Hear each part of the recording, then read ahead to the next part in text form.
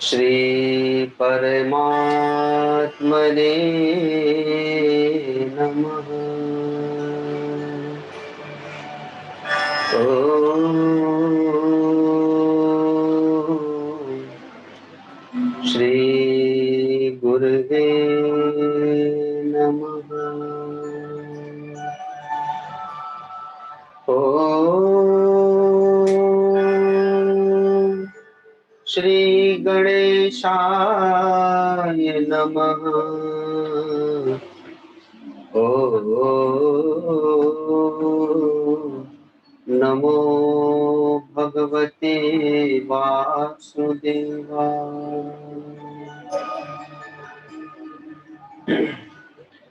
गुरुर्ब्रह्मा गुरुर्विष्णु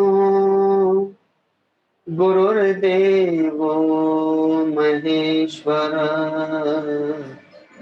गुरुर्साक्षात् परं ब्रह्म तस्मै श्री गुरुवे नमः। अखण्डमण्डलाकारम् व्याप्तं येन चराचरम् तत्पदं दर्शितं येन तस्मै श्री गुरुवे नमः। ध्यानमूलं गुरुर्मूर्ति पूजामूलं गुरुर्पदं मन्त्रमूलं गुरुर्वाक्यं मोक्षमूलं गुरुकृपा मोक्षमूलं गुरुकृपा। छोटा सा संकीर्तन करेंगे। सीताराम राम राम सीता राम राम राम सीता राम राम राम सीता राम राम राम सीता राम राम राम सीता राम राम राम सीता राम राम राम सीता राम राम राम सीता राम राम राम सीता राम राम राम सीता राम राम राम सीता राम।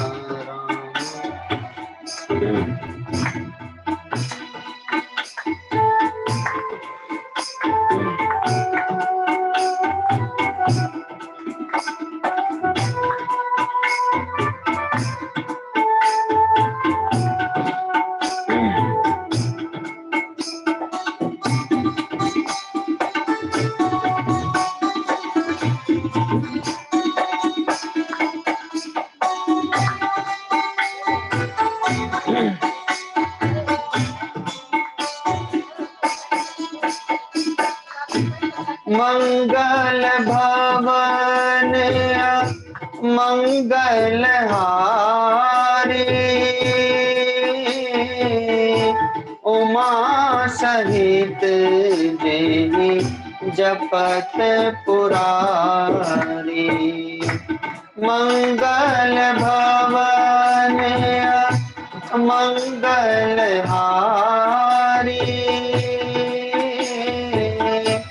उमा सहित देवी जपत पुरारी। सीता राम राम राम सीता राम राम राम सीता राम राम राम सीता राम राम राम।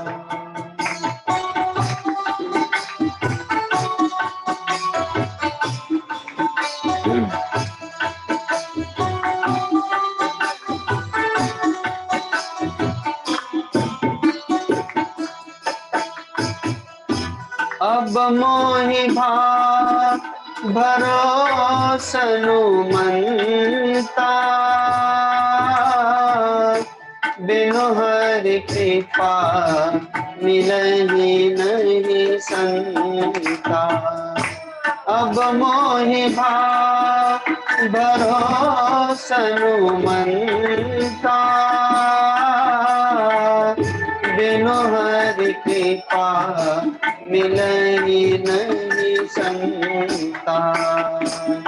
सीता राम राम राम सीता राम राम राम सीता राम राम राम सीता राम राम।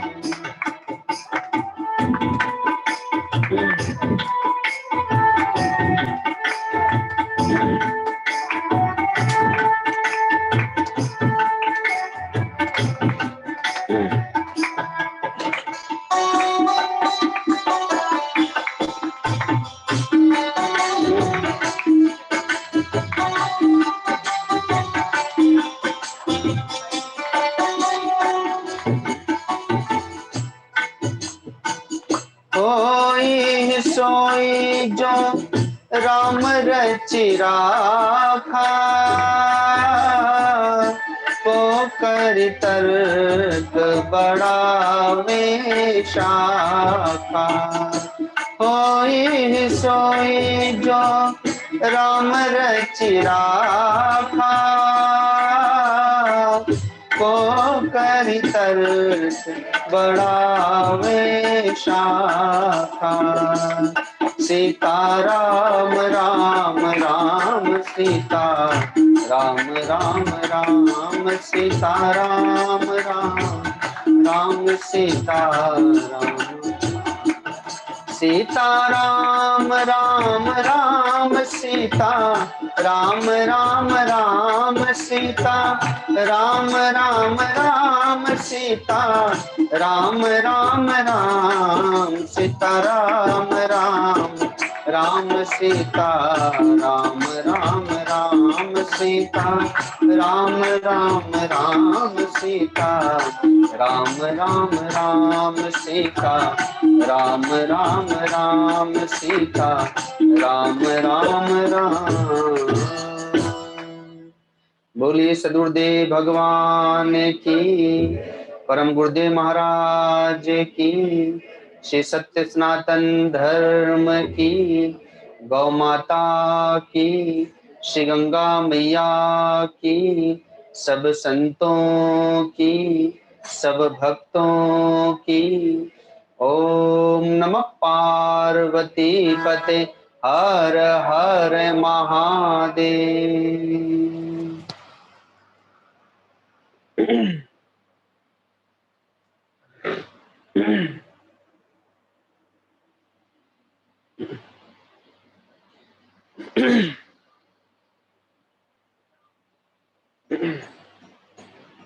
श्री रामचरितमानस में हनुमान जी को प्रबोधित करने के लिए जब आवाहन किया है जामवंत जी ने, तो कहते हैं कि राम काज लगी तब अवतारा। अर्थात जो भक्तों का जन्म है वो भगवान के कार्य के लिए हुआ है। और आज संयोग है ऐसा कि जानकारी में तो लगभग 3-4 भक्तों का जन्म दिवस है आज। ऐसे तो और भी कई होंगे ही, प्रतिदिन जन्म लेते ही हैं भारतवर्ष में बहुत से भक्तगण, लेकिन अपनी जानकारी में अपने भक्तों में 3-4 भक्तों का जन्म दिवस है। और ये एक संयोग की बात है, पहले से कोई ऐसा प्रोग्राम नहीं था, कोई आयोजन नहीं था। ये तो बाबा बैजनाथ धाम से लगता है बुलावा है। जेसीडी जो जाना हुआ पिछली बार, तो हम लोग तो जाया करते हैं बाबा का दर्शन करने के लिए। तो वहीं से इसे जब हम लोग गए थे तो स्वामी अंगद दास जी महाराज ने ही बता दिया था कि अमुक तिथि पर उनके गुरुदेव की पुण्य स्मृति मनाई जाएगी, पुण्यतिथि मनाई जाएगी। तो मैंने सहज रूप से कह दिया था कि ठीक है, उस समय देखते हैं कहाँ रहेंगे, और गर्मी का भी समय रहेगा। लेकिन जैसे जैसे समय नजदीक आया तो उन्होंने बार बार फोन किया और संयोग बन गया। जब मैंने गुरुदेव को बताया कि मैं जेसीडी में जाने वाला हूँ, ऐसे ऐसे प्रोग्राम है, तो गुरुदेव बोले कि उधर तो आग बरस रही है, उधर तो लू चलेगी, ऋषिकेश में इतनी गर्मी नहीं है, वहां पर 20 डिग्री 25 डिग्री रहती है, और जैसे ही गर्मी बढ़ने लगती है तो वैसे ही वर्षा हो जाती है। तो कई बार तो अभी इन दिनों में भी जब मैं वहां था तो कई दिन ऐसे भी हुए जिसमें कि रात को ओढ़ करके सोना पड़ा, ऐसा ठंडा मौसम हो जा रहा था वर्षा हो जाने के कारण से। और जब कल यहाँ पर मैं आया तो पहला दिन था तो बहुत प्यास लग रही थी, लेकिन दोपहर होते होते ही यहाँ का मौसम भी परिवर्तित हो गया, बादल हो गए और हल्की सी बूंदाबांदी हो गई, थोड़ी सी हवा भी चल पड़ी और मौसम परिवर्तित हो गया। तो जब जेसीडी का प्रोग्राम बना तो मुझे भी जानकारी नहीं थी कि 20 तारीख को आराधिका का जन्म दिवस है। जैसे डायरी में तो लिखा हुआ था ही, पर वो डायरी तो मेरे पास में रहती नहीं है। और फिर बाद में पता चला कि विनोद पोद्दार जी का भी आज जन्म दिवस है। फिर बड़ौदा से भी फोन आया, वहां अपने नए भक्तगण जुड़े हुए हैं, सतीश गोयल जी। अभी बड़ौदा जब गया था तो उन्हीं के यहाँ पर मैं रुका था, तो उनका फोन आया कि आज हमारा भी जन्म दिवस है। और रांची से अश्विनी अग्रवाल अपने कांताबाई के पोते हैं, तो उनका भी मैसेज आया। तो आज देखिए संयोगवश आज जन्म दिवस है भक्तों का। तो प्रोग्राम कहीं और का था, लेकिन अपने आप ही कहीं और का प्रोग्राम बन गया।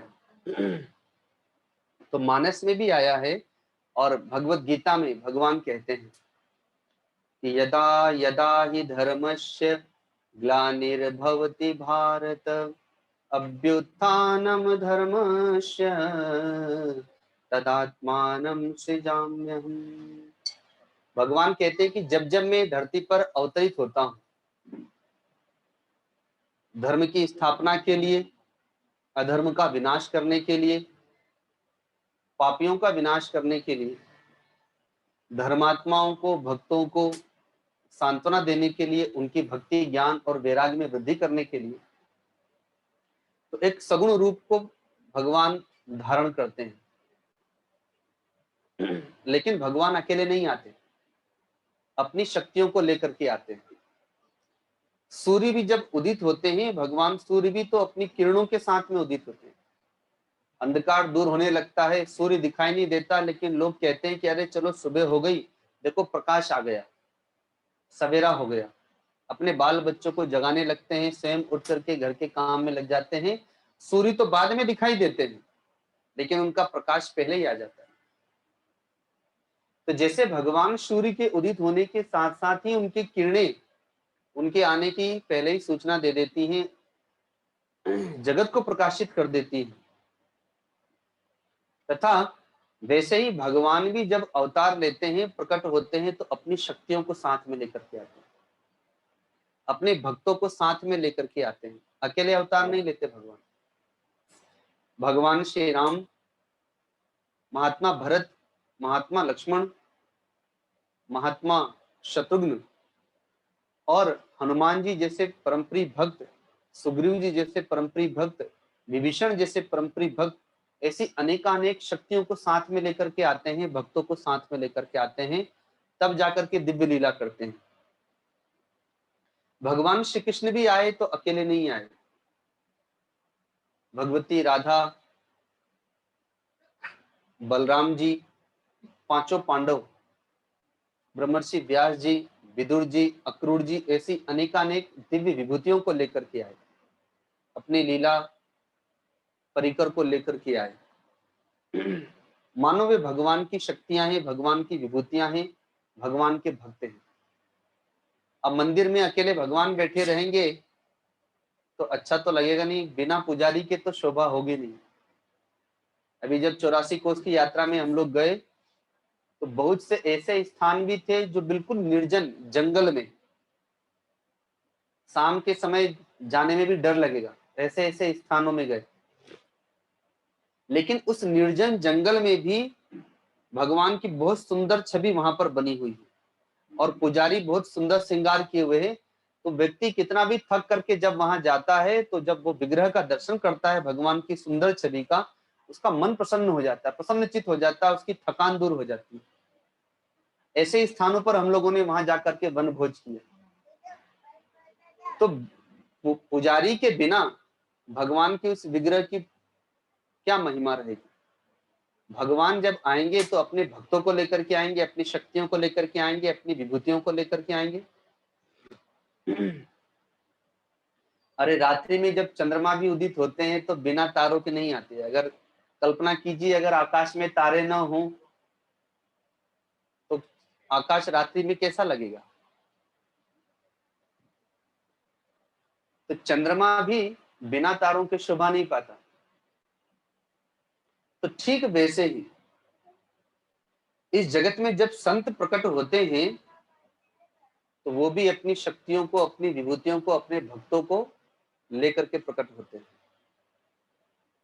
ये उनके अंग उपांग है। कल हम लोग हंसी कर रहे थे, आराधिका से कहा जाता है कि ऐसा बोलो तो वैसे ही बोलने लगती है। तो कल इससे सब लोग हंसी कर रहे थे कि हमारे गुरुजी, हमारे गुरुजी। तो वो बोली नहीं, मेरे गुरुजी हैं, मेरे गुरुजी हैं। तो इसने फिर सब लोगों ने कहा कि चलो गुरुजी से पूछते कि किसके गुरुजी। तो इसने भी इशारा किया कि गुरुजी आप बताइए किसके गुरुजी। बाबा के, माँ के, मम्मी पापा के गुरुजी है कि मेरे गुरुजी है। तो वहां पर बड़े गुरुजी की तस्वीर लगी हुई है। तो मैंने इसको कहा कि देखो, बोलो इन सबको कि आपके गुरुजी तो ये गुरुजी है और ये मेरे गुरुजी है। क्योंकि मैं जब आई तो मैंने तो इन्हीं को देखा, और आप जब आए तो आप उनको देखे। तो संत जब प्रकट होते हैं तो अपने भक्तों को लेकर के प्रकट होते हैं। गुरुजी जब आए तो आप लोगों को उन्होंने भक्त बनाया, भक्त के रूप में प्रकट किया।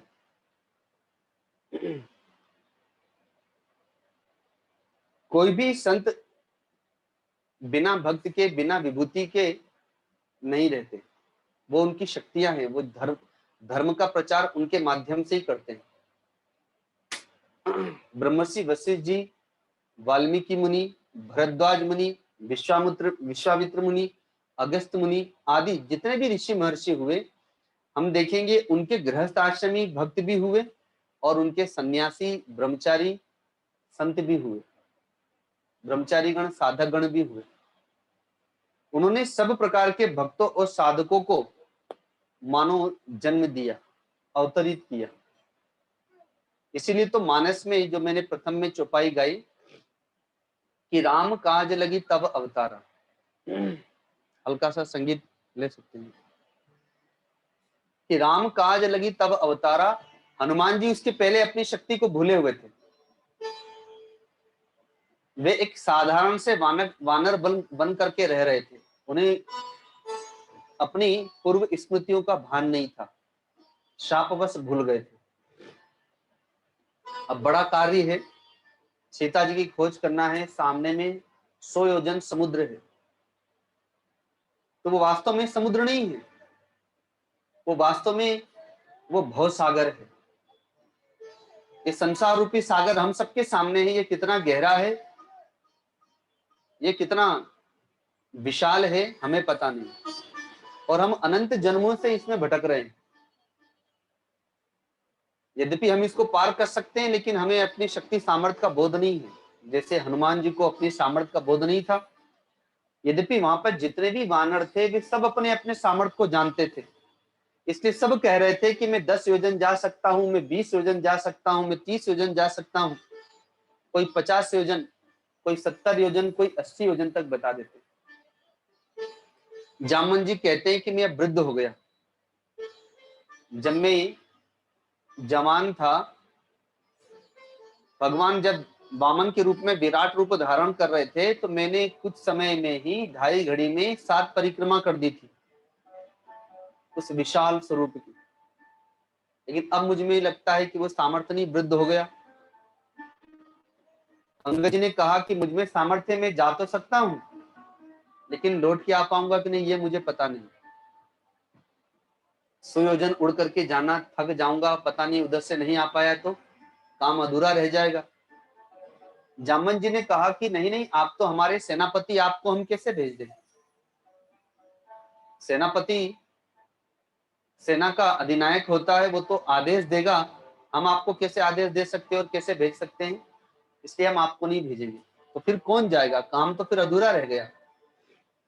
तो जामवंत जी जानते हैं हनुमान जी की शक्ति सामर्थ्य, खोज करते हैं कि हनुमान जी कहाँ हैं। हनुमान जी सबसे पीछे बैठे हुए हैं, एक साधारण से रूप में भगवान श्री राम का स्मरण कर रहे हैं। जामवंत जी ने कहा, अरे हनुमान, तुम यहां बैठे हो पीछे, यहाँ इतनी बड़ी समस्या है, इतना विशाल समुद्र है, इसे पार करना है, देवी सीता की खोज करनी है, प्रभु का कार्य करना है, उन्हें उनका संदेशा देना है, संदेशा लेना है, और तुम यहाँ चुपचाप बैठे हो। तो हनुमान जी क्या बोले, क्योंकि उन्हें तो अपनी सामर्थ्य का पता ही नहीं कि कैसे पार करेंगे। जैसे आप लोगों से भी पूछा जाए कि ये संसार रूपी सागर को कैसे पार करेंगे आप, तो आप भी वैसे ही मौन रह जाएंगे कि हम क्या करें, हमें क्या पता कैसे पार जाएंगे। तो वैसे ही हनुमान जी ने कहा कि मैं क्या कर सकता हूँ, इतना विशाल समुद्र, आप वृद्ध हैं, आप बूढ़े हैं, बुद्धिमान हैं, विद्वान हैं, आप ही बताइए। तब हनुमान जी की शक्तियों का स्मरण कराते हैं कि राम काज लगी तब अवतारा, सुनत ही भयउ पर्वताकारा। राम काज लगी तब अवतारा, सुनत ही भयउ पर्वताकारा। जब तक हनुमान जी को बोध नहीं था कि मेरा अवतार क्यों हुआ है, जैसे हमें भी बोध नहीं है कि हमारा जन्म क्यों हुआ, तो जब तक हमें बोध नहीं है तो हमारा जीवन पशु पक्षी कीट पतंगों के भांति है। पशु पक्षियों का जीवन क्या होता है? जन्मना और मरना। कीड़े मकोड़ों का बस इतना ही काम होता है।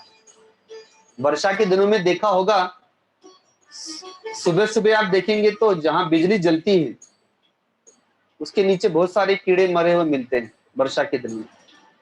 और अगर दरवाजे खुले रह जाएं तो जहां भी संध्या में लाइट जलेगी बहुत सारे कीड़े इकट्ठे हो जाएंगे, और सुबह वही मरे हुए नीचे गिरे हुए मिलेंगे। कीड़ों मकोड़ों का केवल बस जन्मना और मरना इतना ही काम होता है, उनका जीवन भी बहुत छोटा सा होता है। ऐसे पशु पक्षियों का जीवन भी होता है। हमें पशु पक्षी कीट पतंगों से कोई मोह ममता आसक्ति नहीं होती। कोरोना महामारी में कितने लोग मरे, कितने लोग जिए, हम रोज देखते थे, पर कभी हमने नहीं देखा कि कितने कीड़े मकोड़े मरे जिए, कितने पशु पक्षी कीट पतंगे मरे जिए इस कोरोना काल में। हमें उससे कोई लेना देना नहीं, क्योंकि उनका जीवन ही केवल जन्मने और मरने के लिए होता है। तो जिस व्यक्ति को यह प्रबोध नहीं है कि मेरा जन्म क्यों हुआ है, मैंने जन्म किस लिए लिया है, बस उसका जीवन भी पशु पक्षी कीड़े मकोड़ों की भांति जन्मने मरने के लिए ही है। जो विषयी है वो तो विषय के लिए जीवन जी रहा है, विषय का संग्रह करने में, विषय का उपभोग करने में वो अपना समय व्यतीत कर रहा है।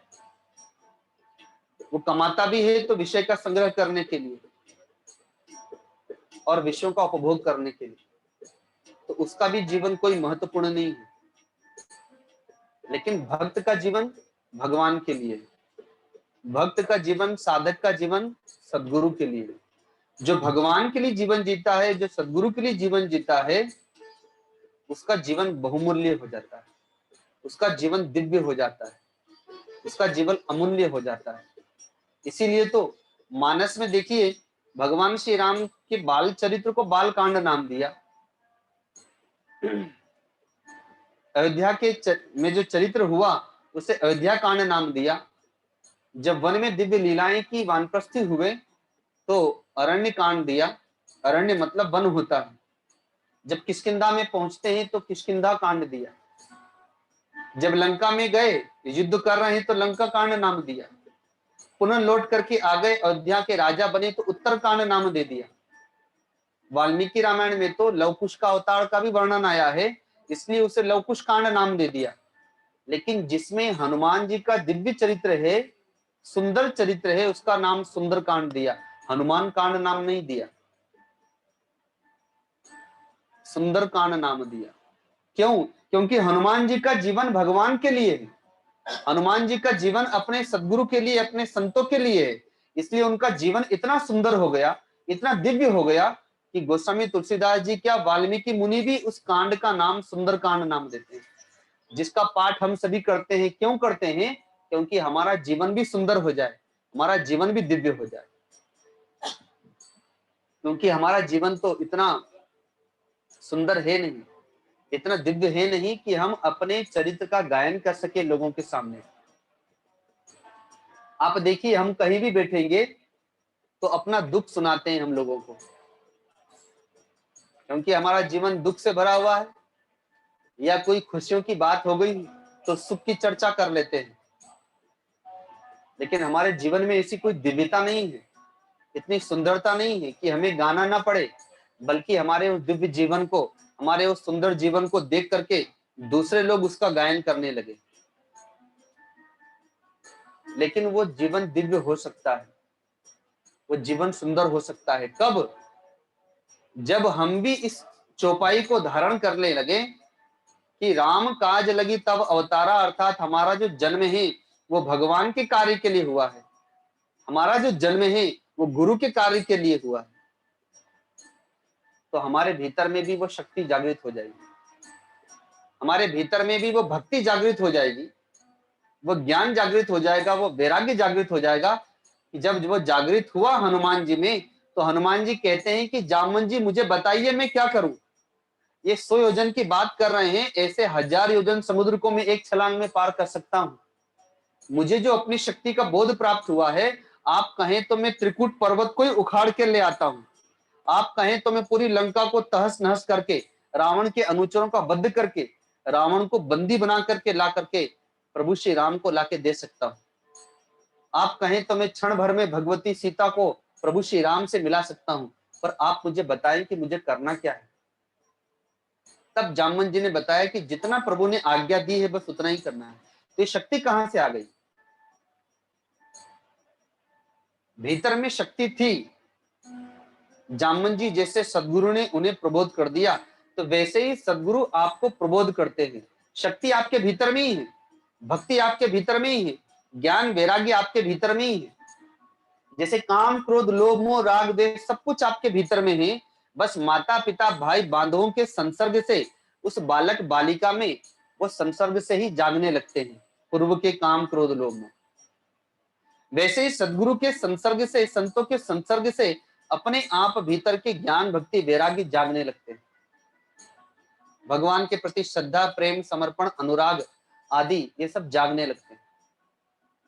और जब वे जाग जाते हैं तो ये भवसागर छोटा लगने लगता है। भगवती मीरा कहती है ना कि भवसागर सब सूख गयो है, मोहे लागी लगन गुरु चरणन की, भवसागर सब सूख गयो है, फिकर नहीं अब तरनन की। वे एक नारी है, स्त्री शरीर है उनका, लेकिन भगवान की ऐसी भक्त हैं, सदगुरु की ऐसी भक्त हैं कि जब भक्ति प्राप्त होती तो कहती कि भवसागर तो सूख गया, अब पार करने के लिए कुछ बचा ही नहीं, इसलिए मुझे कोई चिंता ही नहीं है। तो वैसे ही हनुमान जी के समान ही हम सब भी अपनी शक्ति सामर्थ्य को भूले हुए हैं। अब उसी को याद करना है, उसी को जगाना है। जब भक्ति प्राप्त हो जाएगी तो फिर हमारे लिए संसार रूपी सागर, ये गृहस्थ आश्रम रूपी सागर, जिसमें हम कहते हैं कि घर में बड़ी समस्याएं हैं, तो अगर हम विचार करके देखें तो जितनी समस्याएं, जितना कष्ट पांचों पांडवों के पास था, उतना हमारे पास में कुछ भी नहीं है। जितनी समस्याएं, जितना कष्ट, जितना दुख, जितना अभाव भगवत भक्त सुदामा जी के पास था, उतना हमारे पास में कुछ भी नहीं है। जितना कष्ट, जितना दुख भक्त प्रहलाद के पास था, उसका अंश मात्र भी हमारे पास में नहीं है। लेकिन जितनी भक्ति उन लोगों के पास में थी, वो अंश मात्र भी हमारे पास में नहीं है। इसलिए हम इस गृहस्थ आश्रम रूपी सागर में डूबे जा रहे हैं, इसी से नहीं निकल पा रहे। तो संसार रूपी सागर से कैसे निकल पाएंगे। लेकिन जब सदगुरु की भक्ति रूपी नौका में बैठ जाएंगे, सदगुरु की ज्ञान रूपी नौका में बैठ जाएंगे, सदगुरु की वैराग्य रूपी नौका में बैठ जाएंगे, तो फिर भव सागर सब सूख जाएगा, फिर चिंता नहीं रहेगी, क्योंकि खेवनहार तो सदगुरु रहेंगे, खेवनहार तो भगवान रहेंगे, फिर हमें किस बात की चिंता। तो भक्तों का जो जीवन है वो भगवान के लिए, भक्तों का जो जीवन है वो सदगुरु के लिए। हमें खोज करना है हम किसके लिए जीवन जीते हैं, हमारा जीवन किसके लिए।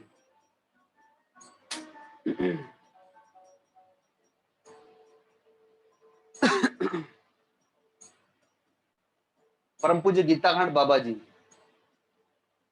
दादा गुरु जी सासाराम में जहां मैं जाया करता हूँ, जैसा कि आप लोग भी कहते ही हैं, कोई भी गृहस्थ भक्त अपने सदगुरु के पास या संतों के पास जाके कहते हैं कि महाराज गुरु जी ये सब आपका ही है, ये घर, ये बाल बच्चे, ये संपत्ति सब आपकी है।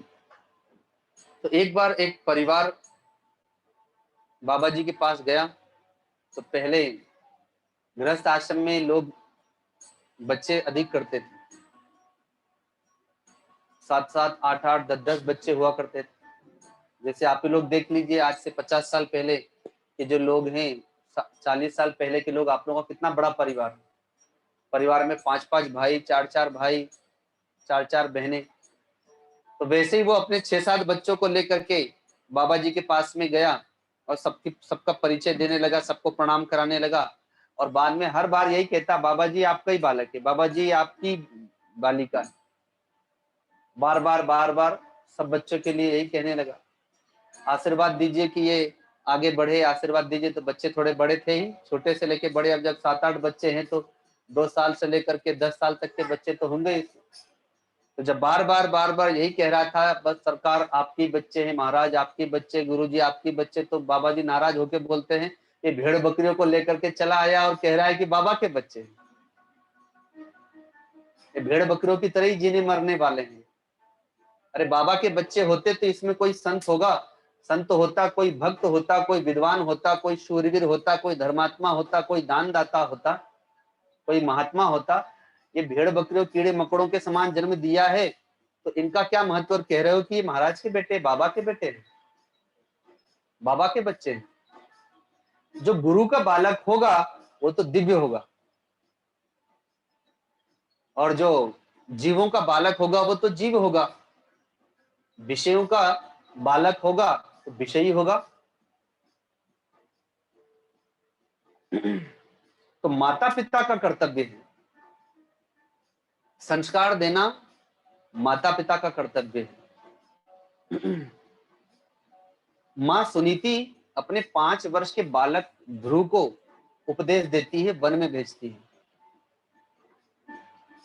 तो क्या एक बार उपदेश दिया, 5 मिनट 10 मिनट, ज्यादा आधा घंटे का उपदेश दिया होगा? तो ध्रुव जी वन में चले जाएंगे आधे घंटे के उपदेश से? ऐसा नहीं है।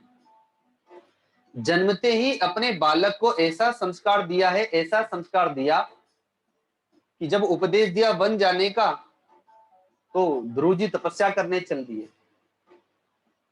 संस्कारवान तो वे गर्भ से थे ही, लेकिन मां सुनीति ने भी वैसे ही संस्कार दिए। मां मदालसा अपने 8 बच्चों को उपदेश दे करके सन्यासी बना देती है, 7 बच्चों को, और 8वें बच्चे को निष्कामी कर्मयोगी बनाती है, गृहस्थ आश्रम का। तो माता पिता के ऊपर निर्भर करता है कि वे अपने बाल बच्चों को कैसा संस्कार दे रहे हैं। अब आप विचार कीजिए कि आप अपने बाल बच्चे जब रोने लगते हैं तो आप टीवी दिखाने लगते हैं, आप मोबाइल दिखाने लगते हैं, लेकिन आप उसमें दिखा क्या रहे हैं, ये उस पर निर्भर करता है। टीवी दिखाना, मोबाइल दिखाना अगर आवश्यकता है तो दिखाएं, लेकिन उसमें दिखा क्या रहे हैं, क्योंकि उसका संस्कार उसके चित्त पर पड़ेगा। जबकि आज से 25 साल पहले जब टीवी घर में नहीं थी तो क्या बाल बच्चे भोजन नहीं करते थे?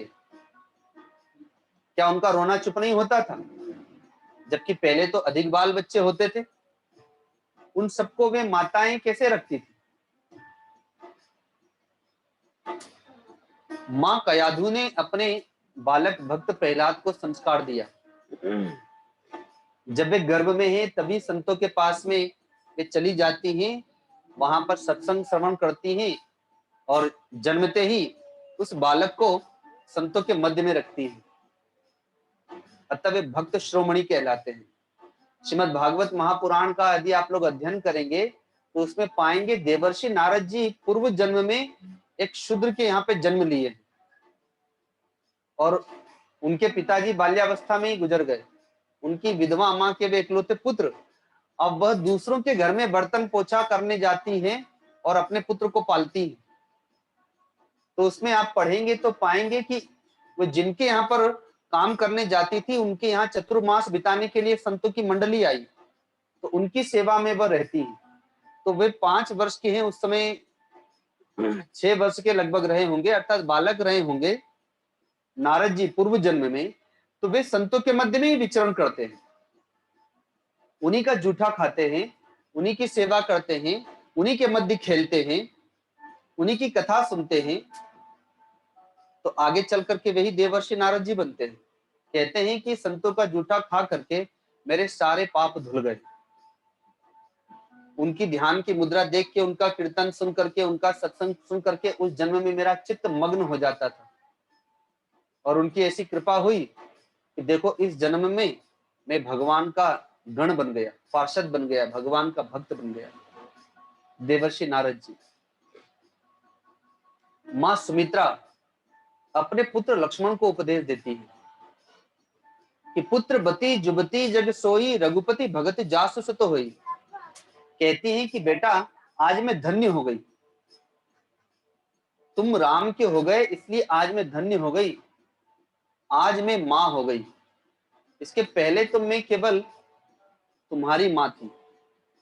जगत के लोग, मेरी पहचान थी जगत में कि अयोध्या के महाराज दशरथ की रानी सुमित्रा के नाम से लोग मुझे जानते थे, महारानी सुमित्रा कह करके पुकारते थे।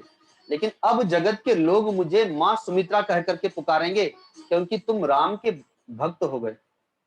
अतः आज से तुम्हारी मां देवी सीता है, तुम्हारे पिता प्रभु श्री राम है, और अब मैं तुम्हारी मां नहीं, अब तो मैं जगत की मां हो गई। अब जगत के लोग मुझे मां सुमित्रा कह करके पुकारेंगे। और आप देखिए मां कौशल्या, मां सुमित्रा आदि कह करके लोग पुकारते हैं। कोई रानी कौशल्या या रानी सुमित्रा कह करके नहीं पुकारता है, क्योंकि वो भक्त की मां है, वो संत की मां है। मां कौशल्या भगवान की मां है, ब्रह्म की मां है, तो मां सुमित्रा एक भक्त की मां है। ऐसा संस्कार अपने पुत्र को देती है। भगवती मीरा जब वे बालिका हैं, राजघराने में जन्म ली है, राजकुमारी है, छत से अपनी मां के साथ देखती हैं, सहेलियों के साथ में देखती हैं कि बारात जा रही है। वर और वधु, वर घोड़े पर बैठा है और वधु अर्थात दुल्हन डोली में बैठी हुई है। तो मां से पूछती है कि मां ये सब क्या है। जैसे बच्चे लोग पूछते ही हैं, आकाश में चंद्रमा दिखाई देता है तो मां से पूछते हैं मां ये क्या है, तो मां कहती है चंदा मामा है। पर बच्चा कभी नहीं कहता कि चंदा मामा है तो गर्मी की छुट्टी मनाने वहीं चलते हैं, फिर मामा घर चलते हैं।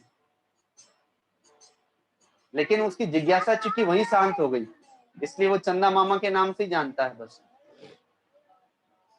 तो वैसे ही मीरा बाई पूछती है कि माँ ये क्या है, बारात जा रही थी। तो कहा कि बेटी ये बारात जा रही है। तो ये क्या होती है, तो कहा कि जब शादी होती है तो दूल्हा अपने संबंधियों को लेकर के दुल्हन के यहाँ पर आता है, रिश्तेदार के यहाँ पर, और फिर विवाह करके लेकर के जाता है।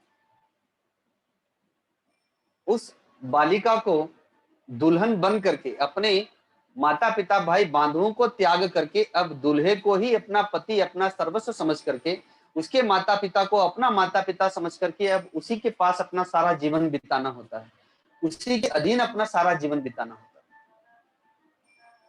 है। तो कहा कि ये सबके लिए होता है। बोले हाँ, जितनी बालिका हैं सबके लिए होता है, सबका एक पति होता है।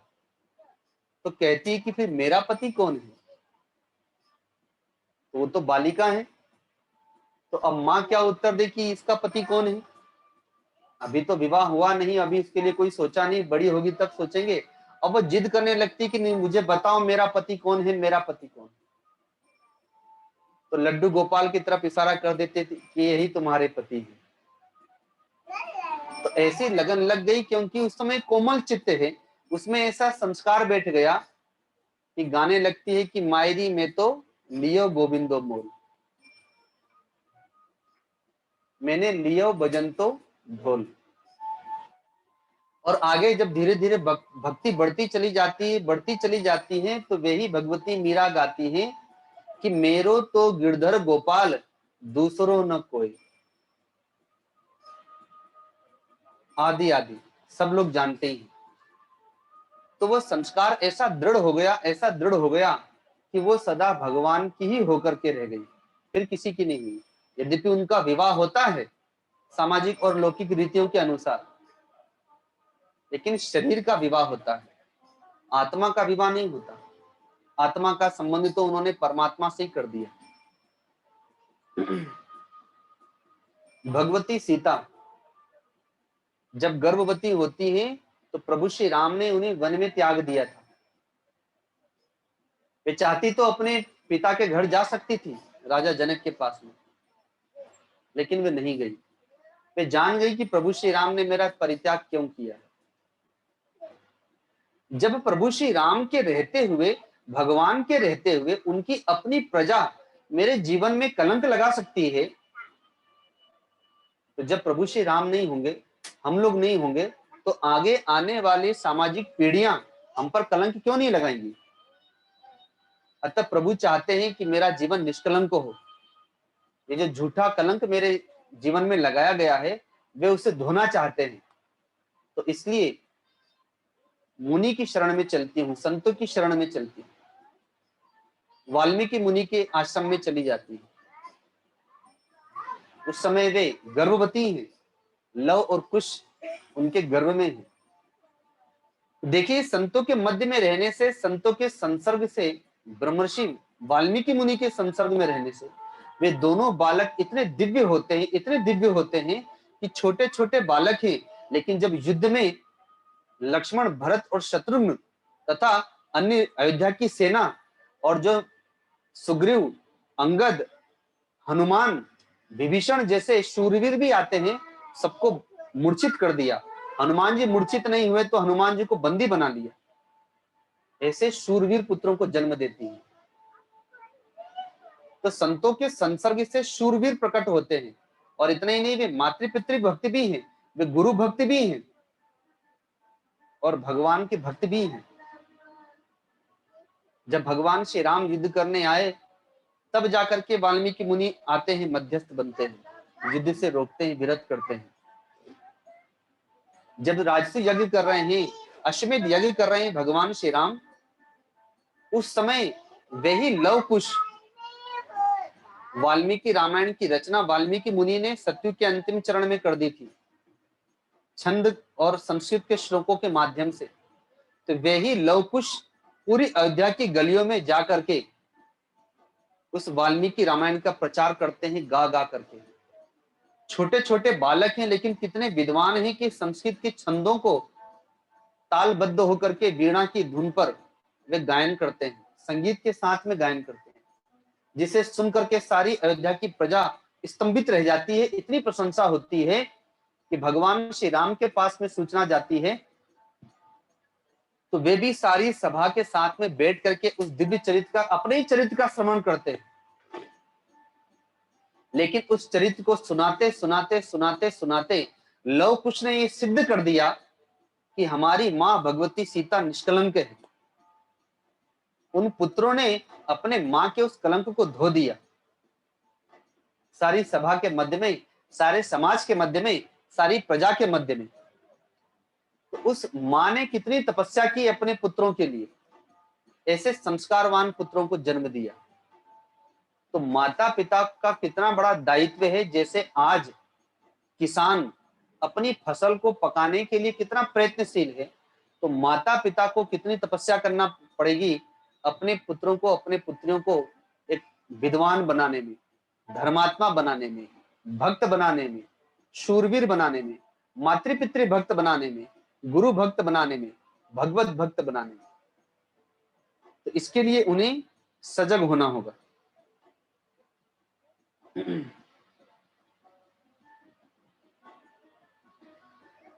तो चूंकि आज भक्तों का जन्म दिवस है, तो जैसे सभी भक्तगण मिल करके गुरु जी का जन्म दिवस मनाते हैं, गुरु पूर्णिमा के 2 दिन पूर्व गुरु जी का जन्म दिवस होता है, संत सम्मेलन होता है, भक्तगण जुटते हैं। तो आज देखिए भक्तों का जन्म दिवस अपने आप भक्तों का सम्मेलन हो गया, भक्त लोग जुट गए, अपने आप ही संयोग बन गया। तो जैसे मैंने अभी इतने सारे उदाहरण दिए, भक्त प्रहलाद के, भक्त ध्रुव के, मीराबाई के, तो वैसे ही ये जो आराधिका है, ये कोई साधारण बालिका नहीं है। ये सभी लोगों को दिखाई दे रहा होगा। इतने सारे बाल बच्चे भक्तों के यहाँ हम लोग जाते हैं, देखने को मिलते हैं, लेकिन जिसे इसमें एक भक्ति के गुण कूट कूट करके भरे हो और इसे सिखाया नहीं जाता है। जैसे जैसे बड़ी हो रही है वैसे वैसे उसकी भक्ति भी बढ़ती चली जा रही है, उसके संस्कार अपने आप ही पूर्व के प्रकट होते चले जा रहे हैं। मानो ये पूर्व की कोई भक्त बालिकाएं यहाँ पर आ गई। इसके दादा दादी ने तपस्या की, माता पिता ने तपस्या की, गुरु जी की सेवा की, तो उसका प्रतिफल ये भक्ति के रूप में ही प्रकट हो गई। ये भागवत का प्रसाद है, ये भगवान का प्रसाद है कि इसके जो आचरण है वो बड़े दिव्य है। इसका उठना बैठना, खाना पीना, खेलना कूदना, वो सब कुछ ही असाधारण है, अर्थात कोई साधारण बालिका के समान नहीं है। अब ये बाहर के संस्कारों से जितना बच के रहेगी, परिवार के संस्कारों से इसी प्रकार से भक्ति भाव से ऐसे ही पलती रहेगी। तो जैसे मैंने कहा था कि कोई भी संत जब जन्म लेते हैं, अर्थात प्रकट होते हैं समाज में, तो अपनी शक्तियों के साथ में प्रकट होते हैं। कोई भगवती मीरा को जन्म देते हैं इस समाज में, तो कोई भगवत भक्त अक्रूर जी को, तो कहीं पर सूरदास जी को, आदि आदि। तो वैसे ही ये हम लोग की एक शक्ति बनेगी जगत में। हम लोगों के लिए मानो ये मीराबाई बनेगी, हम लोग के लिए मानो ये सीता जी बनेगी। राजा जनक ने अकेले ने प्रयत्न नहीं किया है, उनके सदगुरु अष्टावक्र जी ने उन चारों कन्याओं को इतना संस्कार दिया कि राजा जनक को कभी अपने जीवन में अभाव नहीं हुआ कि हमारे घर में 4 बेटियां तो हैं, 2 भाइयों की 4 बेटियां तो हैं, पर भगवान ने एक भी बेटा नहीं दिया।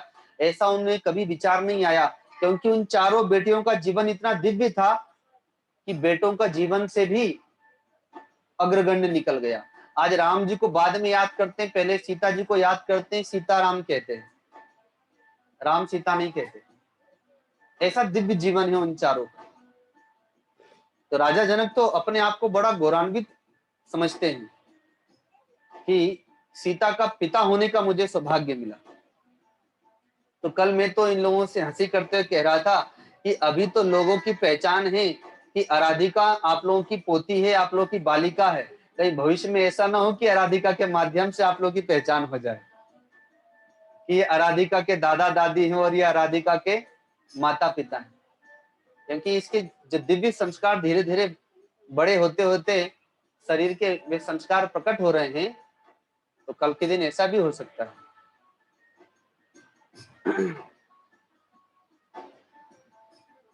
तो आज भक्तों के जन्म दिवस पर बहुत बहुत शुभकामनाएं, बधाई, आशीर्वाद आशीर्वाद। जैसे जैसे शरीर बढ़ता जाए वैसे वैसे आप लोग की भक्ति, श्रद्धा, प्रेम, समर्पण जीवन में बढ़ता चला जाए। दिन दोगुनी और रात चौगुनी भौतिक और आध्यात्मिक उन्नति हो।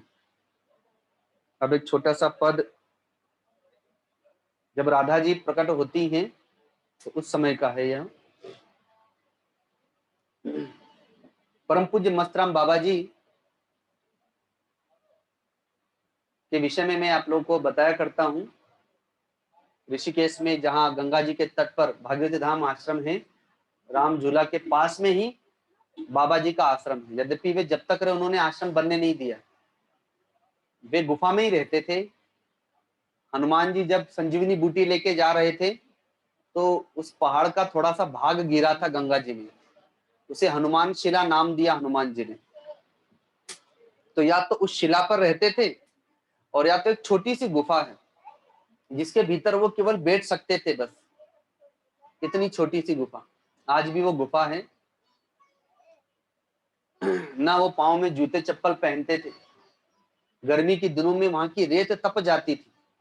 जब वो चलते थे तो भक्त लोग उनके सामने रेत पर पानी डालते थे ताकि रेत ठंडी हो जाए, पर वो फिर वहां से हट करके दूसरी तरफ से निकल जाते थे। उनके पाँव में छाले पड़ जाते थे। नीचे का जो तलवा था वो इतना कठोर हो गया था क्योंकि जूते चप्पल पहनते नहीं थे। गर्मी के दिनों में रेत तपती है तो ठंडी में इतनी ठंडी हो जाती है, लेकिन फिर भी उसी पे ही विचरण करते थे। तो एक बार, ऐसे तो वे कई बार बताया करते थे, साधना काल में उन्हें भगवान के कई रूपों के दर्शन हुए। तो एक बार उन्हें भगवती राधा जी का भी दर्शन हुआ जब वे बरसाने में थे, क्योंकि वे पैदल पूरे भारत देश का भ्रमण किए परिव्राजक के रूप में। तो जब वे उस क्षेत्र में गए ब्रजमंडल में, तो वहां पर उन्हें भगवती राधा जी के भी दर्शन हुए थे। तो उस समय उनके भीतर से पद प्रकट हुआ था, तो वही ये पद है।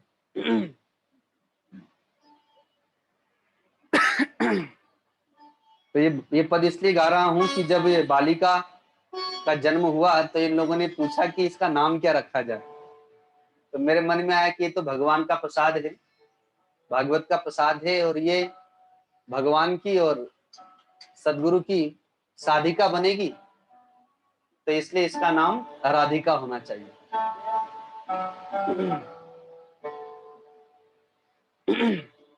बोलिए सदगुरुदेव भगवान की।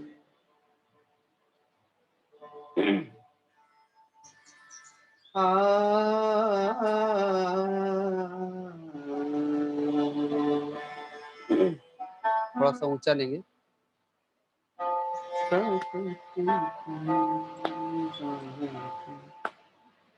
प्रकट भई राधिका, प्रकट भई राधिका, उदित भई राधिका, उदित भई राधिका, प्रकट भई राधिका, उदित भई राधिका।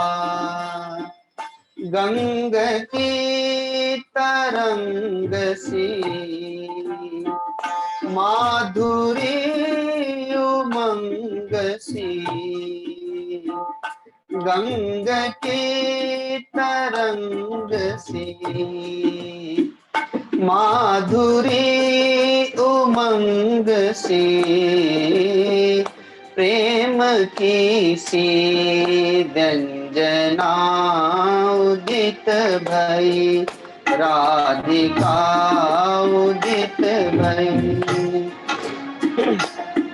प्रकट भई राधिका, प्रकट भई।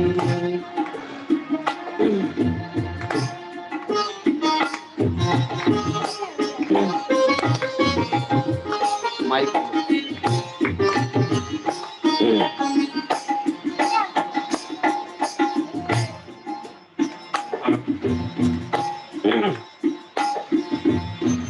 कामधेनु दुग्ध सी, भावमयी मुग्ध सी, कामधेनु दुग्ध सी, भावमयी मुग्ध सी, रास के पर काशिका, रास की पर काशिका, प्रकट भई राधिका उदित भई, राधिका।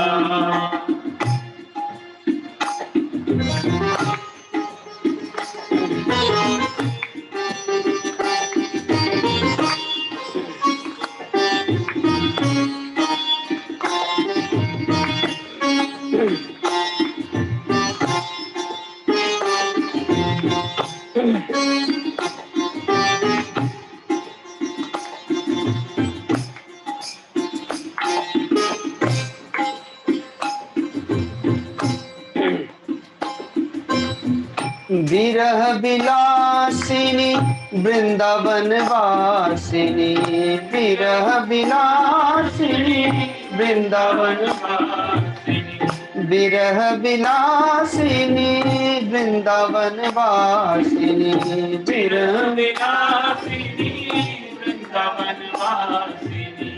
कृष्ण चंद्र चंद्रिका, कृष्ण चंद्र चंद्रिका प्रकट भई, राधिका उदित भई, राधिका प्रकट भई, राधिका उदित भई, राधिका।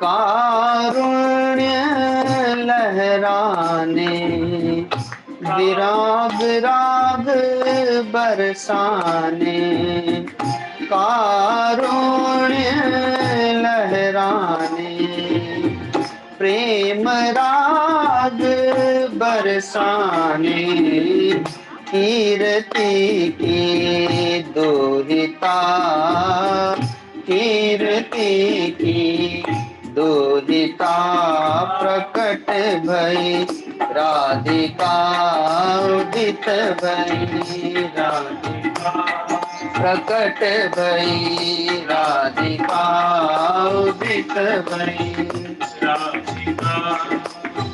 माधुरी उमंग सी, माधुरी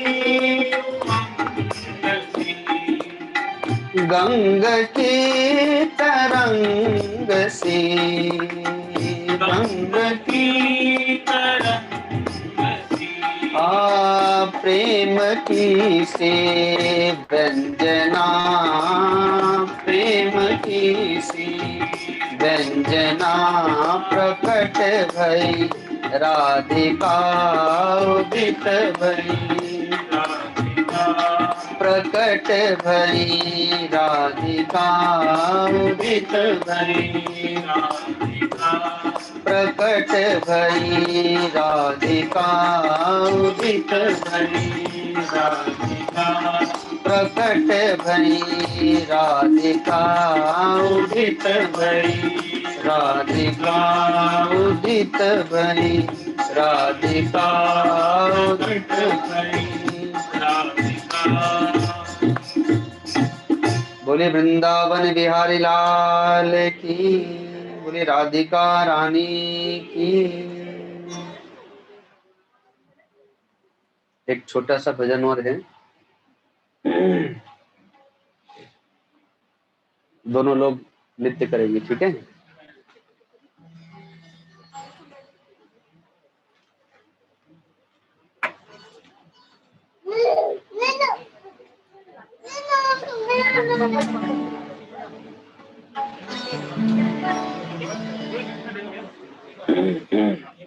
चलो राधिका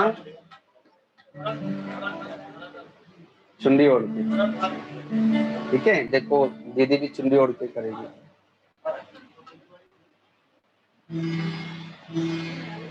बोलिए सदगुरुदेव भगवान की।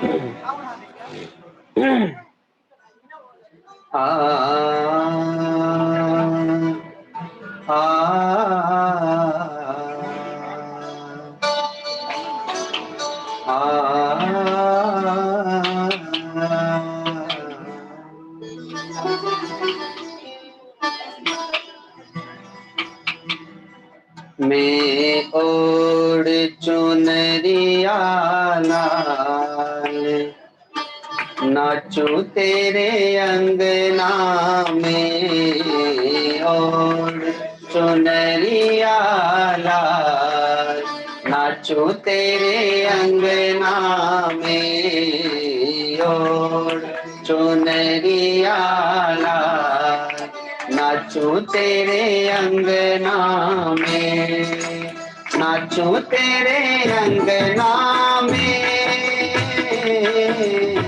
कान्हा तेरे अंगना में, कान्हा तेरे अंगना में, कान्हा तेरे अंगना में, ओढ़ चुनरिया लाल नाचूं तेरे अंगना में, ओढ़ चुनरिया लाल नाचूं तेरे अंगना में, नाचूं तेरे अंगना में, कान्हा तेरे अंगना में, कान्हा तेरे अंगना में,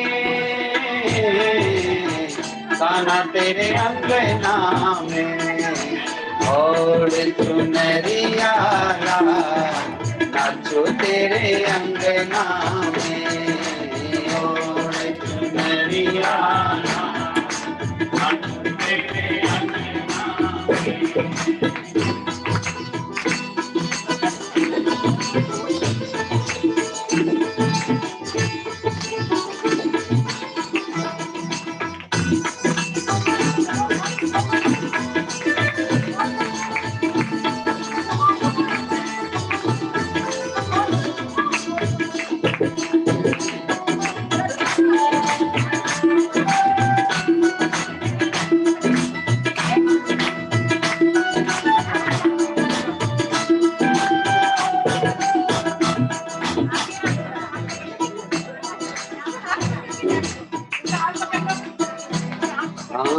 पाँव में बांधू पायल कान्हा, पाँव में बांधू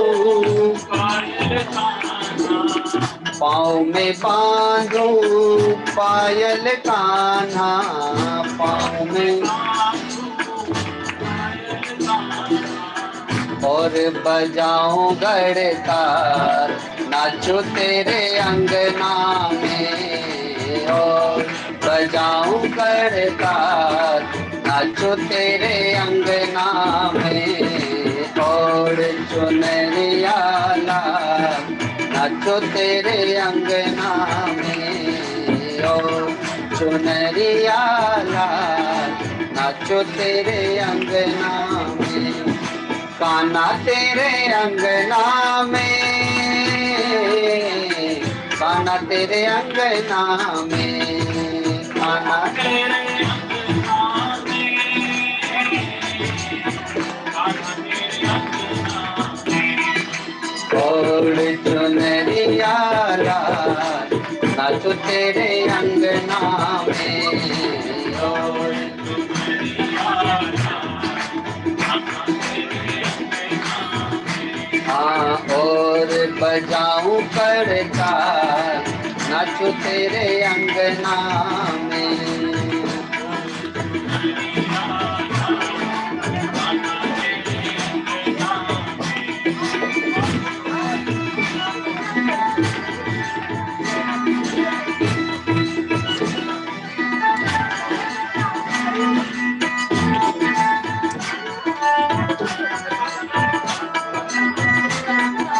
इधर इधर बोलिए।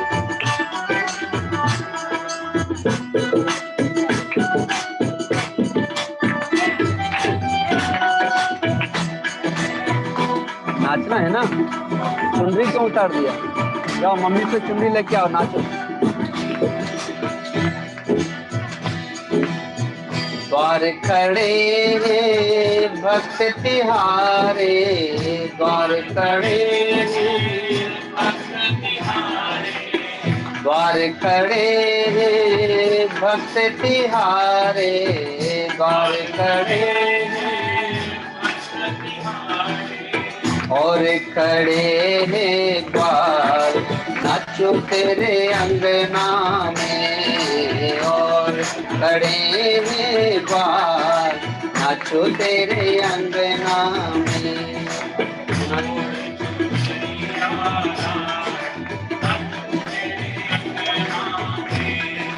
और चुनरिया लाल, नाचो तेरे अंगना में, नाचो तेरे अंगना में, कान्हा तेरे अंगना में।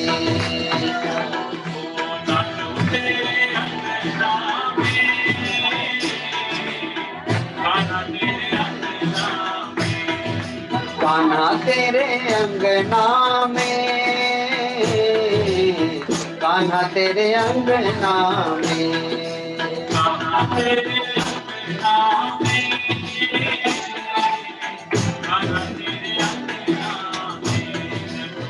और बजाऊं करताल, नाचो तेरे अंगना में, बजाऊं करताल, नाचो तेरे अंगना में।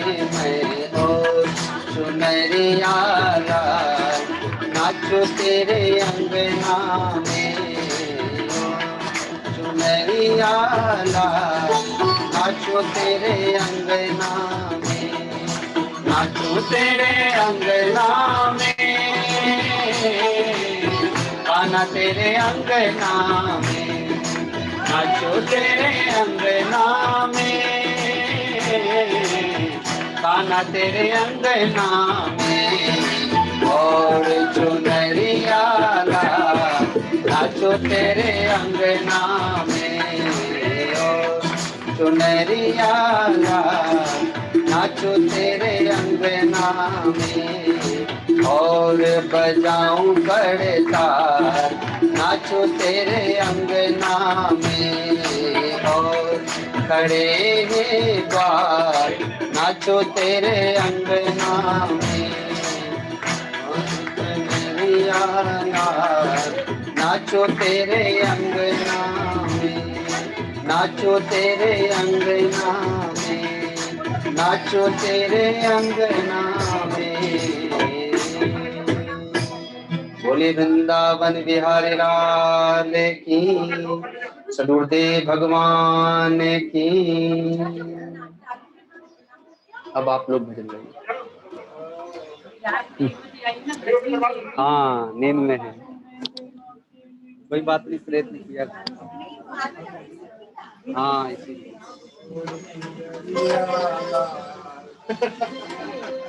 हरिओम, ठीक है ना? बहुत आनंद आ गया।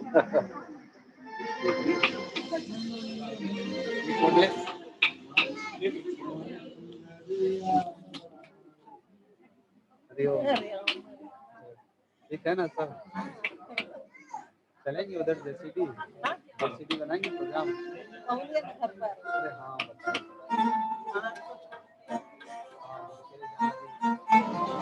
उधर से लौट के आऊंगा फिर।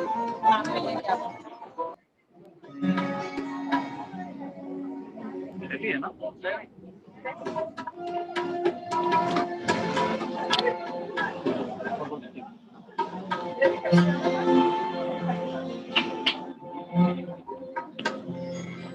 आज झूमेंगे नाचेंगे गाएंगे हम, आज झूमेंगे नाचेंगे।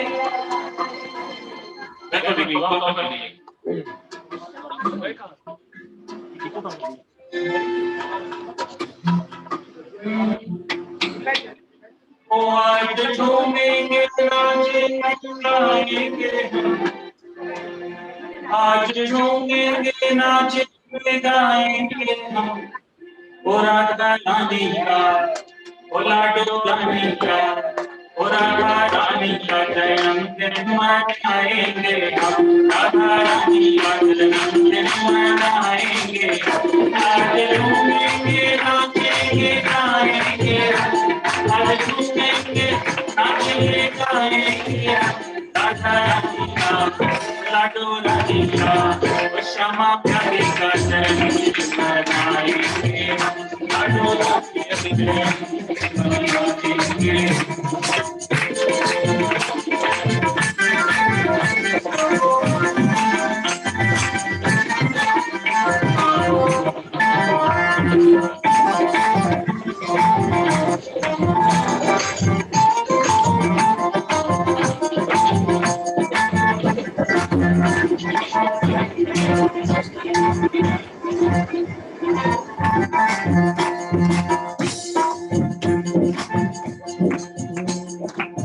आज के दिन को तकते तकते आंख तरस गई मेरी, ओ आज के दिन को तकते तकते आंख तरस गई मेरी, लाडो अब तो देरी करो ना, अर्जी सुन लो मेरी, लाडो अब तो देरी करो ना, अर्जी सुन लो मेरी, आप आएंगी खुशियाँ मनाएंगे हम, आप आएंगी खुशियाँ मनाएंगे हम, राधा रानी का, लाडो रानी का, श्यामा प्यारी जन्मदिन मनाएंगे हम, श्यामा प्यारी जन्मदिन मनाएंगे हम, आज नाचेंगे झूमेंगे गाएंगे हम, आज नाचेंगे झूमेंगे गाएंगे हम, लाडो रानी का, श्यामा प्यारी का, राधा रानी जन्मदिन मनाएंगे हम, राधा रानी जन्मदिन मनाएंगे हम।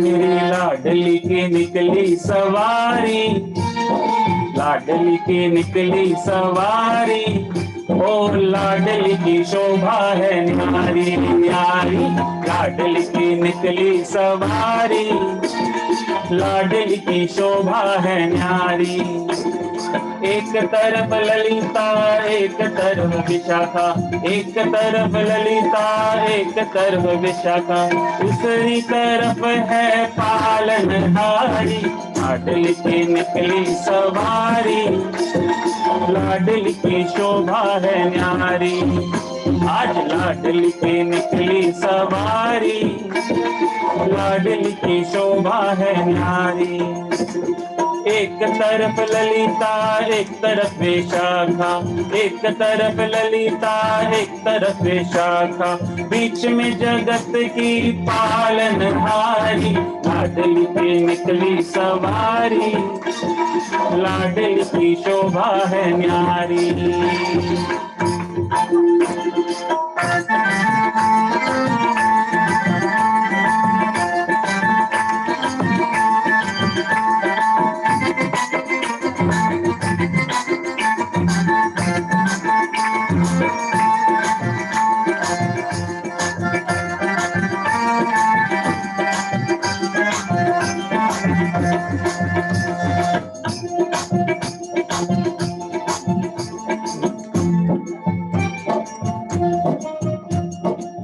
अब की कृपा कर भानु किशोरी ऐसी मोहर लगाओ, अब की कृपा कर भानु किशोरी ऐसी मोहर लगाओ, नाम जपूं मद मस्त रहूं मैं, राधा राधा गाऊं, नाम जपूं मस्त मस्त रहूं मैं, राधा राधा गाऊं, व्यर्थ ना जाए अब मेरा एक भी दम, व्यर्थ ना जाए अब मेरा एक भी दम। आज नाचेंगे झूमेंगे गाएंगे हम, आज नाचेंगे झूमेंगे गाएंगे हम।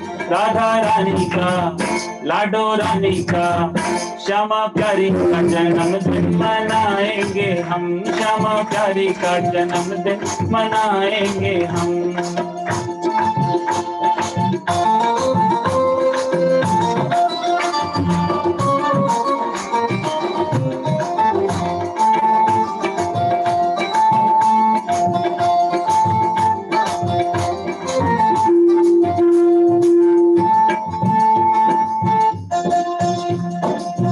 बीच समाज रसिक जन बैठे, ऐसा भाव बनाओ। बीच समाज रसिक जन बैठे, ऐसा भाव बनाओ। हम सा दीन नहीं कोई जग में, आओ श्यामा आओ। हम सा दीन नहीं कोई जग में, आओ श्यामा आओ।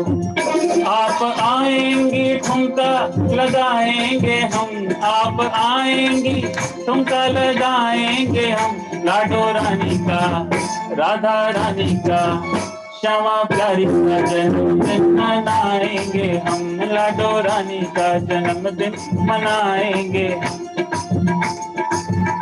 आज झूमेंगे नाचेंगे गाएंगे हम, आज झूमेंगे नाचेंगे गाएंगे हम। लाडो रानी का, राधा रानी का, श्यामा प्यारी का जन्मदिन मनाएंगे हम, लाडो रानी का जन्मदिन मनाएंगे।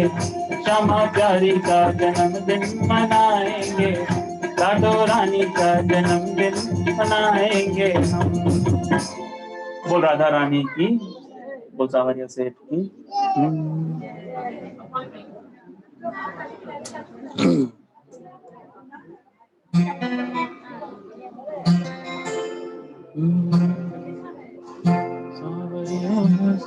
माइक ठीक है भैया, माइक ठीक है। हाँ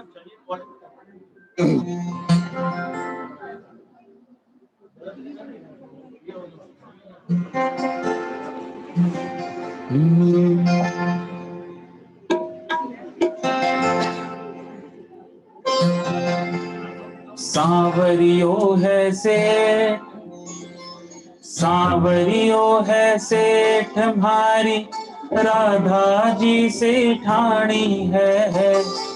सांवरियो है सेठ, सांवरियो है सेठ हमारी, राधा जी से ठाणी है। ये तो जाने दुनिया सारी है। सांवरियो है सेठ, सांवरियो है सेठ हमारी, राधा जी से ठाणी है। सांवरियो है सेठ, सांवरियो है सेठ हमारी, राधा जी से ठाणी है। ये तो जाने दुनिया सारी है। सांवरियो है सेठ, सांवरियो है सेठ हमारी, राधा जी से ठाणी है। सांवरियो है सेठ।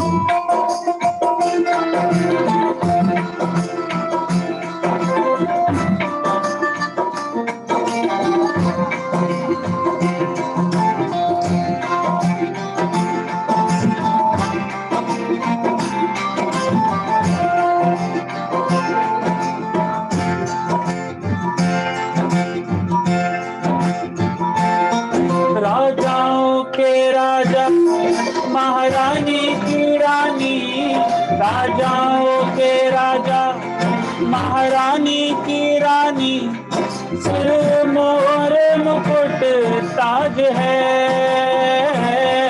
राजाओं के राजा, महारानी की रानी, सिर मोर मुकुट ताज है।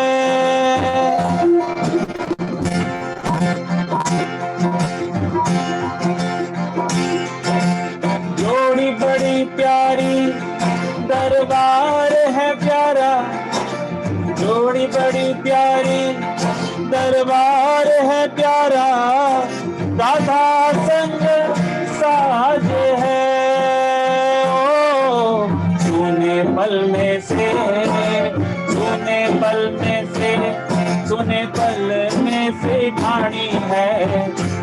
पल में से, सुने पल में सेठ, सुने पल में से ठानी है, ये तो जाने दुनिया साथी है। सांवरियो है से, सांवरियो है से तुम्हारी राधा जी से ठानी है।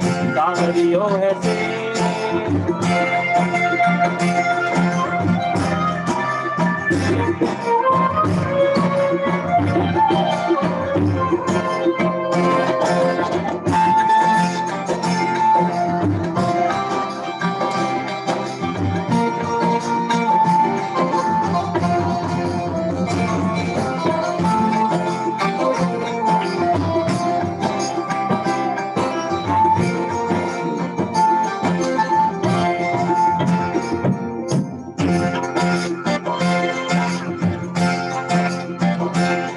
सांवरिया राधा जी श्रवे भक्ता पे राजी, सांवरिया राधा जी सदा भक्तों पे राजी, करे घणो लाड है।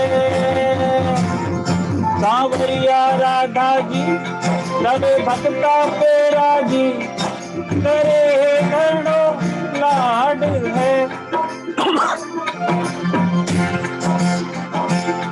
भंडार लुटावे हर बात बनावे, भंडार लुटावे हर बात बनावे, भक्तारो ठाठ है। ओ देवे छप्पर फाड़, देवे छप्पर फाड़, नहीं इन तो कोई दानी है।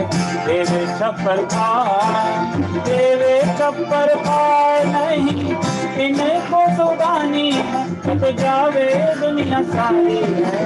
सांवरियो है से, सांवरियो है से तुम्हारी राधा जी से ठानी है। सांवरियो है से।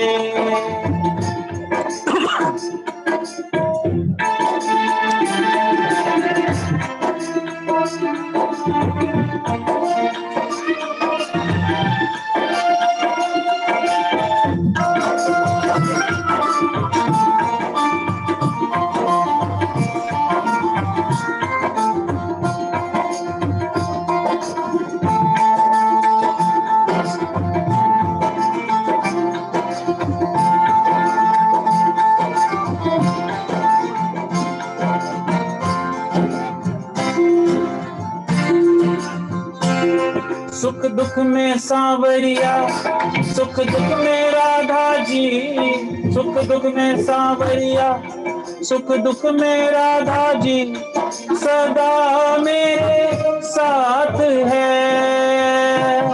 सुख दुख में सांवरिया, सुख दुख में राधा जी सदा मेरे साथ है।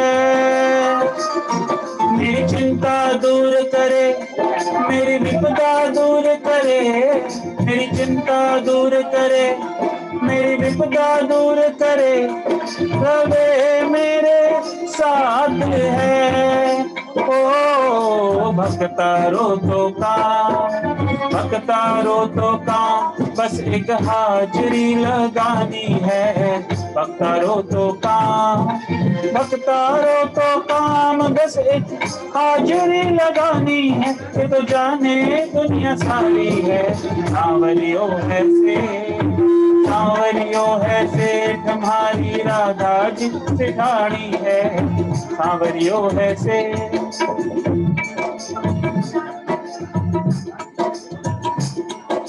सांवरियो है से तुम्हारी राधा जी से ठानी है। सांवरियो है से।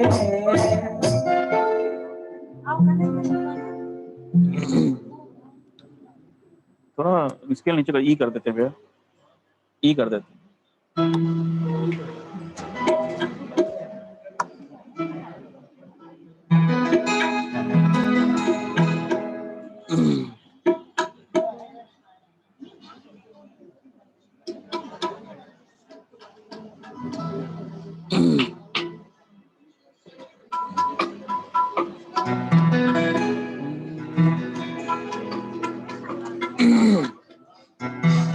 मानो पूनम की है ये रात,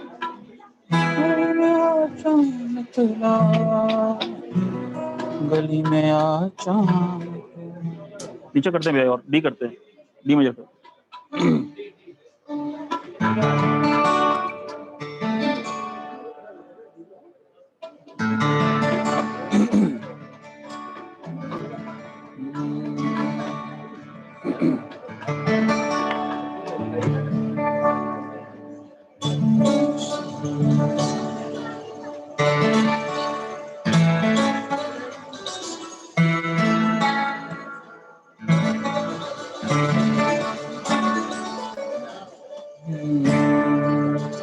शाम आए तो ऐसा लगा आज, गली में आ चांद निकला।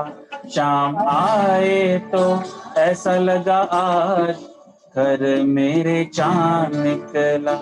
शाम आए तो ऐसा लगा आज, कि घर मेरे चांद निकला।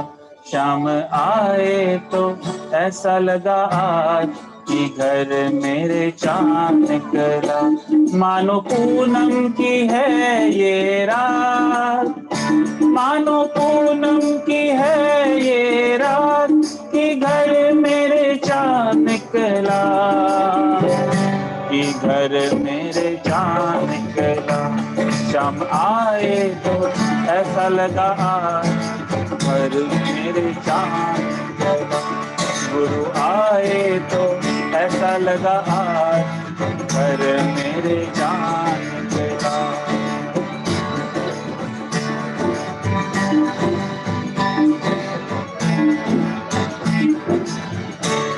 कि घर मेरे चांद निकला, कि घर मेरे चांद निकला। शाम आए तो, शाम आए तो, गुरु आए तो ऐसा लगा आज, कि घर मेरे चांद निकला। शाम आए तो ऐसा लगा आज, घर मेरे चांद निकला।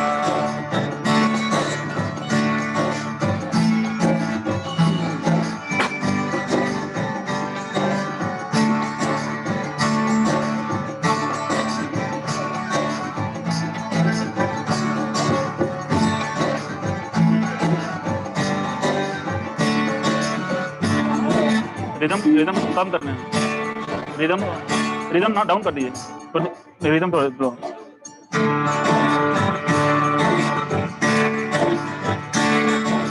सांवल मुखड़ा चंचल चितवन, तुझ पे न्यौछावर मेरा तन मन।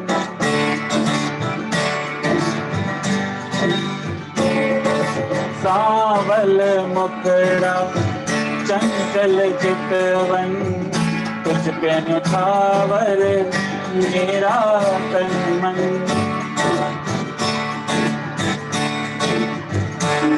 आज वश में नहीं जज्बा,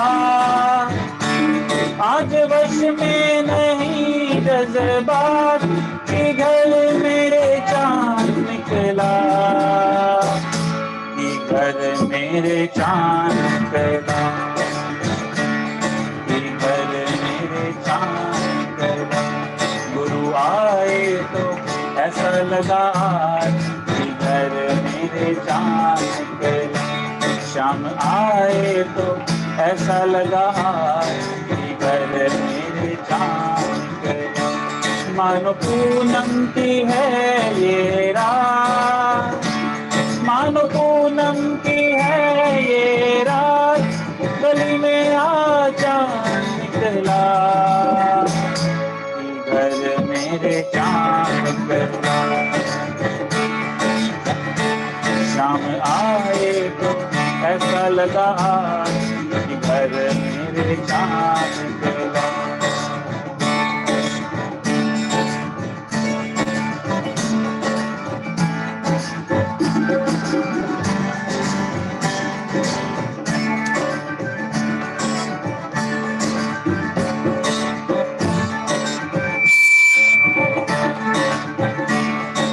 रूप का सागर छलका जाए, चांद भी देखे तो शर्माए।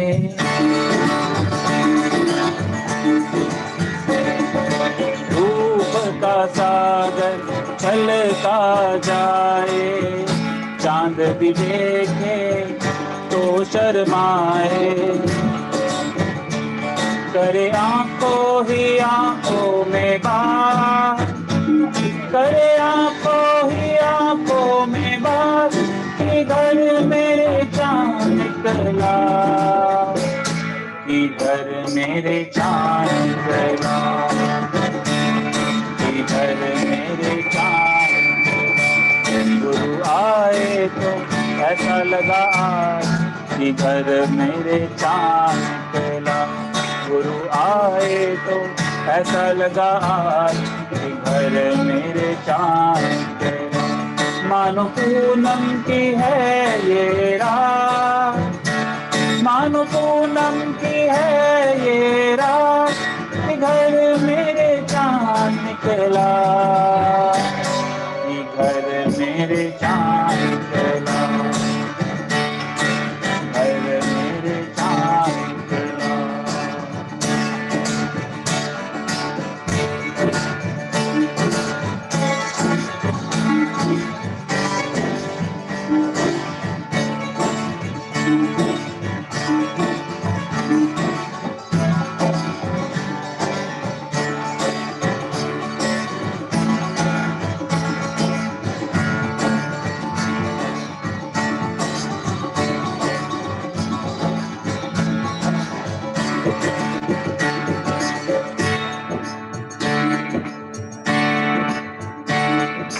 आज चांदनी बिखर गई है, अर्श की किस्मत संवर गई है।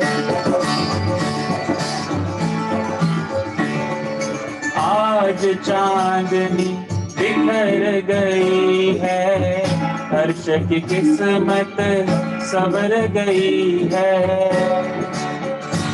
आज कान्हा से हुई मुलाकात, आज राधे से हुई मुलाकात, इधर मेरे चांद निकला, इधर मेरे चांद निकला, इधर मेरे चांद निकला। श्याम आए इसी के साथ सब मिलकर सद्गुरुदेव भगवान का जयकारा लगाएं। सद्गुरुदेव भगवान की जय, गौ माता की जय, गंगा मैया की जय, सब संतों की जय। जय। प्रणाम गुरुदेव।